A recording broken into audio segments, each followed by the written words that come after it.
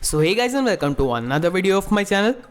तो आज के वीडियो में मार्वल के ऐसे कैरेक्टर्स का रैंकिंग करने वाला हूं जिन्हें मारना इम्पॉसिबल है या फिर ऑलमोस्ट नेक्स्ट टू इम्पॉसिबल है। आज के वीडियो में हम थॉर की ड्यूरेबिलिटी और इमॉर्टैलिटी को देखेंगे, साथ ही साथ डेडपूल के हीलिंग फैक्टर को कंसिडर करेंगे और हाँ, ग्रूट के रेजरेक्शन को भी यहाँ पे इवेल्युएट किया जाएगा। और इन सारी चीज़ों को ध्यान में रखते हुए मैंने ये लिस्ट बनाई है।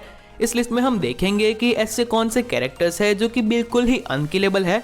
और हाँ, यहाँ पे मैंने विलन्स को नहीं लिया है क्योंकि अगर मैं विलन्स को लूंगा तो ये लिस्ट काफ़ी लंबी हो जाएगी। So now without wasting any more time, चलिए वीडियो को शुरू करते हैं।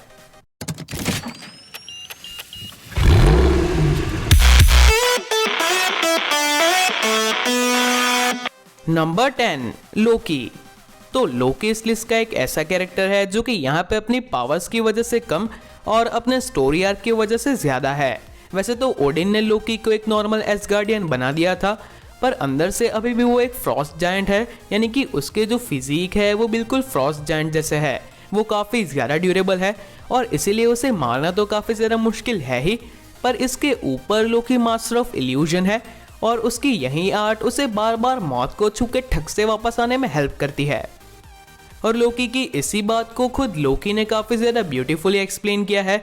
जब लोकी की सीरीज में सेल्वी ने लोकी से पूछा था कि वो क्या चीज़ है जो कि लोकी को एक लोकी बनाती है, तब उसने सेल्वी को आंसर किया था कि लोकी काफ़ी बार हारते भी है पर लोकी कभी मरते नहीं। एंड लोकी ने अपनी सिनेमैटिक हिस्ट्री में इस चीज़ को प्रूव किया है। जब थॉर की फर्स्ट मूवी में वो बाइफ्रॉस्ट से कूद गया था पर फिर भी वो जिंदा था। थॉर के सेकंड मूवी में कर्स के हाथों उसकी डेथ हुई पर फिर भी वो जिंदा था। और अब थैनोस के हाथों हमें लोकी की डेथ दिखाई गई, पर फिर भी अल्टरनेट टाइमलाइन का लोकी अभी भी एमसीयू में है। और हाँ, कॉमिक्स में तो लोकी ने हेला को कन्विंस करके बुक ऑफ हेल्थ से अपना नाम हटवा लिया था, यानी कि लोकी बिल्कुल ही इमॉर्टल है और वो लाइफ के साइकिल से कभी भी बाहर नहीं निकलेगा। अगर कोई लोकी को मार भी देता है तो उसका रिकार्नेशन यानी कि पुनर्जन्म हो जाएगा, और इसीलिए लोकी का इस लिस्ट में आना तो बनता है। Number 9, captain Marvel. तो कैरल डैनवर्स को जब लाइट स्पीड इंजन से पावर मिली तब उस चीज़ ने उसकी स्ट्रेंथ और ड्यूरेबिलिटी को तो काफ़ी इंक्रीज किया ही, साथ ही साथ उसकी एजिंग को भी बिल्कुल पॉज कर दिया या फिर काफ़ी हद तक स्लो कर दिया। और इसी वजह से निक फ्यूरी यंग से लेकर ओल्ड हो चुके हैं, पर अब तक कैप्टन मार्वल के लुक में कोई भी चेंज नहीं आया, सिर्फ उसकी हेयर स्टाइल चेंज हुई है। और कैप्टन मार्वल कितनी ड्यूरेबल है ये हम मूवीज़ में भी देख चुके हैं। जब उसने क्री की मिसाइल्स को अपने ऊपर ले लिया था, थैनोस के पंचेस का उसके ऊपर कोई असर नहीं हुआ था, और यहाँ तक कि उसने पावर स्टोन के पंच को भी सर्वाइव कर लिया था। कॉमिक्स में ऐसा कहा जाता है कि वो थॉर जितनी ही ड्यूरेबल है। तो आप खुद सोचो कि अगर ऐसी कैरेक्टर इस लिस्ट में नंबर 9 पे होगी तो आगे जाके आपको कैसे कैसे कैरेक्टर्स देखने को मिलेंगे। तो चलिए बढ़ते हैं हमारे नेक्स्ट कैरेक्टर के ऊपर। Number 8, Adam warlock. तो वैसे तो इस लिस्ट में मैंने ऐसे ही कैरेक्टर्स को लिया है जो कि कभी ना कभी हमें बिग स्क्रीन पे दिखे हो, फिर चाहे वो फॉक्स का यूनिवर्स हो या फिर मार्वल का सिनेमैटिक यूनिवर्स। पर यहाँ पे मैंने एडम वॉरलॉक को इस लिस्ट में इसीलिए लिया है क्योंकि वो हमें गार्डियंस ऑफ गैलेक्सी के एंड क्रेडिट सीन में दिखाया गया था, जहाँ पे एडम वॉरलॉक को बनाया जा रहा था। तो वो मार्वल के सिनेमैटिक यूनिवर्स में एग्जिस्ट करता है, फिर भले ही वो हमें मूवीज़ वगैरह में ना दिखा हो, और इसीलिए मैंने इस कैरेक्टर को इस लिस्ट में लिया है। और अगर मैं कॉमिक्स की बात करूंगा तो एडम वॉरलॉक इस लिस्ट में और भी आगे होगा क्योंकि उसका ड्यूरेबिलिटी काउंट मार्वल की ऑफिशियल वेबसाइट पे 6 है, जो कि थॉर और कैप्टन मार्वल के साथ मैच होता है। यानी कि एडम वॉरलॉक काफ़ी ज़्यादा ड्यूरेबल तो है ही, इसी के साथ साथ उसके पास रेजरेक्शन की एबिलिटी है। अगर कोई एडम वॉरलॉक को मार भी देता है तो जैसा ककून हमें गार्डियंस ऑफ द गैलेक्सी की मूवी में दिखा था, ठीक वैसा ही ककून एडम वॉरलॉक यूनिवर्स के किसी और एंड पे फॉर्म करता है और अपनी नई बॉडी को उसके अंदर बना के अपनी कॉन्शियसनेस को वहाँ पे ट्रांसफ़र कर देता है। यानी कि एडम वॉरलॉक कभी भी नहीं मर सकता। Number 7, vision. तो वैसे तो मार्वल के यूनिवर्स में विजन को काफ़ी ज़्यादा अंडररेटेड दिखाया गया है, जहाँ पे कॉर्वस ग्लेव आके भी विजन को मार चुका है। पर आप खुद ही सोचो कि एक ऐसा कैरेक्टर जो कि अपनी डेंसिटी को कंट्रोल कर सकता है, किन्हीं भी ऑब्जेक्ट के बीच में से फ्रेज हो सकता है, यानी कि अगर वो चाहे तो उसे छूना तक पॉसिबल नहीं है, तो फिर उसे मारना पॉसिबल कैसे हो सकता है। अल्ट्रॉन ने अपने लिए जिस परफेक्ट बॉडी को डिज़ाइन किया था वो बॉडी विजन के पास है। विजन पूरा वाइब्रेनियम का बना हुआ है, यानी कि उसकी पूरी बॉडी कैप्टन की शील्ड की तरह टफ है और इसलिए उसे मार पाना काफ़ी ज़्यादा मुश्किल है। इसके ऊपर से विजन एक रोबोट है, इसीलिए उसकी एजिंग भी नहीं होती और उसे रेजरेक्ट भी किया जा सकता है। अगर आयरन मैन या फिर वकांडा जैसी टेक्नोलॉजी हो या फिर स्वॉर्ड जैसी, तो उसका यूज़ करके विजन को वापस से रिबिल्ड किया जा सकता है। और हाँ, इसी के साथ साथ आपको एक एनर्जी सोर्स भी चाहिए, जो कि विजन को बनाते वक्त थॉर की लाइटनिंग थी और स्वॉर्ड वालों ने वांडा के मैजिक का यूज़ किया था। और अगर इन सब के बाद भी विजन को जिंदा ना किया गया तो वांडा तो है ही विजन को जिंदा करने के लिए। Number 6, silver surfer. तो सिल्वर सर्फर को गैलेक्टस ने पावर कॉस्मिक का यूज़ करके बनाया था। सिल्वर सर्फर पूरी तरीके से इमॉर्टल और इंडिस्ट्रक्टिबल है। उसे फूड वगैरह की भी ज़रूरत नहीं है क्योंकि उसकी कोई फिजिकल बॉडी नहीं है, वो प्योर एनर्जी का बना हुआ है। सिल्वर सर्फर काफ़ी ज़्यादा टफ है, वो स्पेस की एक्सट्रीम कंडीशंस में भी ट्रैवल कर सकता है, ब्लैक होल्स के थ्रू भी मूव कर सकता है और इसीलिए उसका ड्यूरेबिलिटी काउंट मार्वल की ऑफिशियल वेबसाइट पे 7 बताया गया है, जो कि कैप्टन मार्वल, थॉर वगैरह से भी ज़्यादा है। सिल्वर सर्फर अपनी सिल्वर स्किन की मदद से किसी भी एनर्जी को एब्जॉर्ब कर सकता है, यानी कि एनर्जी बेस्ड अटैक का उसके ऊपर कोई इफेक्ट नहीं होता। साथ ही साथ सिल्वर सर्फर बिल्कुल विजन की तरह ही ऑब्जेक्ट के बीच में से फ्रेज तक हो सकता है और अपने पावर कॉस्मिक का यूज़ करके वो खुद तो हील हो ही सकता है और हमने देखा है कि किस तरीके से वो औरों को भी हील कर सकता है। सिल्वर सर्फर एक ऐसा कैरेक्टर है जो कि काफ़ी ज़्यादा ओवरपावर्ड है, बस वो इस लिस्ट में पीछे इसलिए है क्योंकि वो अभी तक हमें एमसीयू में नहीं दिखा, ना ही फॉक्स ने उसकी सारी पावर्स को एक्सप्लोर किया है। नंबर 5, ग्रूट। तो नंबर 5 पे है हमारे पास ग्रूट और ये कैरेक्टर तो इस लिस्ट में नंबर 5 पे होगा ही क्योंकि अब तक जितने भी मार्वल कैरेक्टर्स हमें ऑन स्क्रीन दिखाए गए हैं उन सब में ग्रूट का हीलिंग फैक्टर और ग्रोइंग स्पीड बाकी सबसे कहीं ज़्यादा है। ग्रूट के हीलिंग फैक्टर को हम कहीं पॉइंट पे देख सकते हैं। जब ग्रूट ने हमारे थॉर के लिए स्टॉर्म ब्रेकर का हैंडल बनाया था अपने हाथ को ग्रो करके, या फिर जब गमोरा ने ग्रूट के दोनों हाथों को काट दिया था तभी ग्रूट ने इजीली अपने दोनों हाथों को ग्रो कर लिया था। इसके अलावा ग्रूट की ग्रोइंग स्पीड भी हमें कहीं पॉइंट पे दिखाई गई है। जब ग्रूट ने अपने दोनों हाथों को ग्रो करके क्री के कहीं सारे सोल्जर्स को मार दिया था, या फिर थैनोस को अपने टेक्टिकल्स में जकड़ लिया था, या फिर अगर मैं बात करूं कि ग्रूट ने जब अपने आप को ग्रो करके गार्डियंस को नीचे गिरने से बचाया था। और हाँ, ग्रूट पूरी तरीके से अनकिलेबल है, यानी कि अगर ग्रूट को मार भी दिया जाता है तो बहुत ही छोटे बचे हुए पार्ट में से भी वो वापस से रीग्रो हो सकता है। और ऐसा ही कुछ हमें गार्डियंस ऑफ द गैलेक्सी की मूवी में भी दिखाया गया था, जब बड़े ग्रूट के मरने के बाद हमें बेबी ग्रूट और टीनेज ग्रूट देखने को मिले हैं और अब जाके शायद मूवी में हमें अल्फा ग्रूट भी देखने को मिलेगा। और इसके पीछे का रीज़न भी हमें एनिमेटेड सीरीज में एक्सप्लेन किया गया है कि जब रोनन ग्रूट के प्लेनेट को डिस्ट्रॉय कर देता है और ग्रूट वहाँ पे आखिरी बचा हुआ सर्वाइवर होता है, तब वो अपने प्लेनेट की वर्ल्ड एनर्जी को अपने अंदर ले लेता है और वही लाइफ फोर्स ग्रूट को हमेशा जिंदा रखती है। Number 4, Wolverine. तो अगर मैं हीलिंग फैक्टर बोलता हूँ तो ऐसा पहला कैरेक्टर जो कि आपके माइंड में आएगा वो ऑफकोर्स वुल्वरीन ही होगा। वुल्वरीन एक ऐसा कैरेक्टर है जो कि वर्ल्ड वॉर 2 के नाजी सोल्जर्स की बुलेट को या फिर जापानीज निंजास के एरोस को तो कुछ ही सेकंड में हील कर सकता है, पर वो न्यूक्लियर ब्लास्ट को भी काफ़ी आसानी से सर्वाइव कर चुका है। वुल्वरीन का हीलिंग फैक्टर उसकी एजिंग को स्लो करता है, उसकी बॉडी को सारी डिसीज से भी प्रोटेक्ट करता है और इन सारी चीज़ों के एडिशन में वुल्वरीन को वेपन एक्स प्रोजेक्ट से जो एडमांटियम मिला है वो उसकी ड्यूरेबिलिटी को भी नेक्स्ट लेवल पे पहुंचाता है।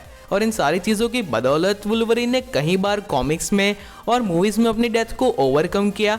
कहीं सारे लोगों ने वुल्वरीन को मारने की कोशिश की पर कोई भी सक्सेसफुल नहीं हुआ। और हाँ, वुल्वरीन के इस लिस्ट में पीछे होने का भी एक ही रीज़न है कि जिस तरीके से सुपरमैन की वीकनेस क्रिप्टोनाइट है, ठीक उसी तरह वुल्वरीन की वीकनेस भी वो चीज़ है जो कि वुल्वरीन को पावर देती है, यानी कि एडमेंटियम। एडमेंटियम ने कई बार वुल्वरीन को काफ़ी नुकसान पहुंचाया है, जैसे कि वुल्वरीन की मूवी एक्समैन ओरिजिन वुल्वरीन में जब उसे एडमेंटियम की बुलेट से शूट किया गया तब उसके दिमाग में परमानेंट इंजरीज हुई जिसे वो हील नहीं कर पाया, या फिर डेथ ऑफ वुल्वरीन की स्टोरी लाइन में कॉमिक्स में उसे एडमेंटियम में डुबो के ही मारा गया, या फिर वुल्वरीन की 2013 की मूवी में उसके क्लॉज को ही एडमेंटियम का यूज़ करके काट दिया गया, या फिर लोगन की मूवी में उसकी डेथ का रीज़न भी एडमेंटियम पॉइजनिंग बना। तो इसी वजह से वुल्वरीन इस लिस्ट में पीछे है। Number 3, Thor. तो नंबर 3 पे है हमारे पास थॉर और इस कैरेक्टर को नंबर 3 पे देखने के बाद लोगों के दो टाइप के रिएक्शन तो आने ही वाला है। कुछ लोग ऐसे होंगे एमसीयू के फैंस जो कि काफ़ी ज़्यादा हिट देने लगेंगे थॉर को नंबर 3 पे रखने के लिए, और कुछ लोग वंडर करेंगे कि वुल्वरीन से आगे थॉर कैसे हो सकता है। तो मैं इन दोनों चीज़ों को काफ़ी प्रॉपरली एक्सप्लेन करूँगा, जस्ट वेट। तो थॉर मार्वल की कॉमिक्स और मूवीज़ दोनों का one of the most durable character है, जहाँ पे कॉमिक्स में उसने वॉर ऑफ फिल्म की स्टोरी लाइन में स्टार के अंदर अपने आप को सर्वाइव किया था, तो मार्वल के सिनेमैटिक यूनिवर्स में उसने न्यूट्रॉन स्टार की एनर्जी को अपने ऊपर ले लिया था, जिसका टेम्परेचर कहीं करोड़ डिग्री सेल्सियस हो सकता है। इसी के साथ साथ कॉमिक्स में उसने इन्फिनिट बुक को उठाया था, तो मूवीज़ में उसने इन्फिनिटी स्टोन यानी कि पावर स्टोन की टॉर्च को अपने ऊपर ले लिया था, जिसके सिर्फ टच से प्लैनेट्स डिस्ट्रॉय हो जाते हैं।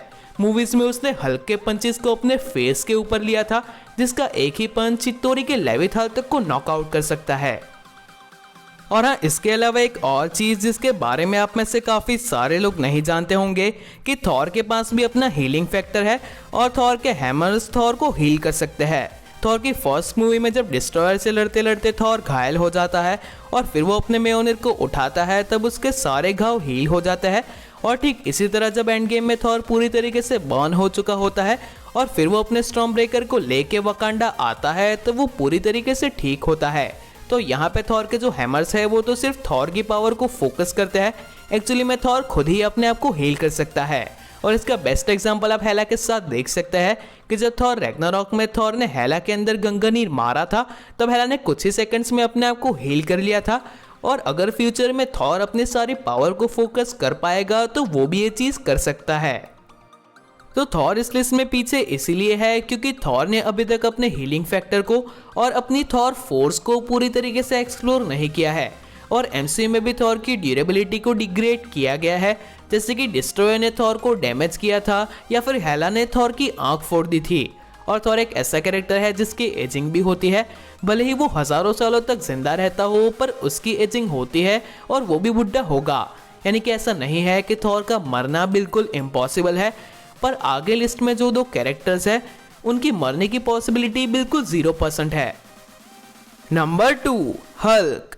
तो अगर आप सिर्फ मार्वल की मूवीज देख के यहाँ पे आए हो तो हल्क का नंबर 2 पे होना, वो भी वुल्वरीन और थॉर से आगे, आपको सरप्राइज कर सकता है।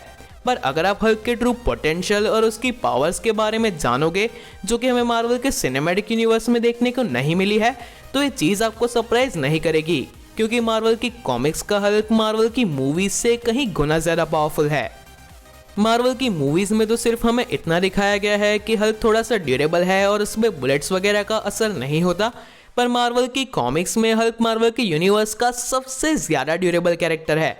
उसकी ड्यूरेबिलिटी की रेटिंग 7/7 है, जो कि थॉर और कैप्टन मार्वल से भी ज़्यादा है। और मार्वल के कई पावरफुल कैरेक्टर्स जैसे कि सेंट्री, हाइपीरियन, हरक्यूलिस, थॉर, वो सब भी हल्क को कोई भी नुकसान नहीं पहुंचा पाए।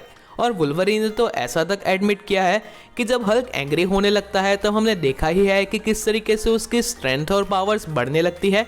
ठीक उसी तरह हल्क की ड्यूरेबिलिटी भी बढ़ने लगती है, और फिर तो वुल्वरीन का एडमेंटियम भी हल्क की स्किन को पेनिट्रेट नहीं कर सकता।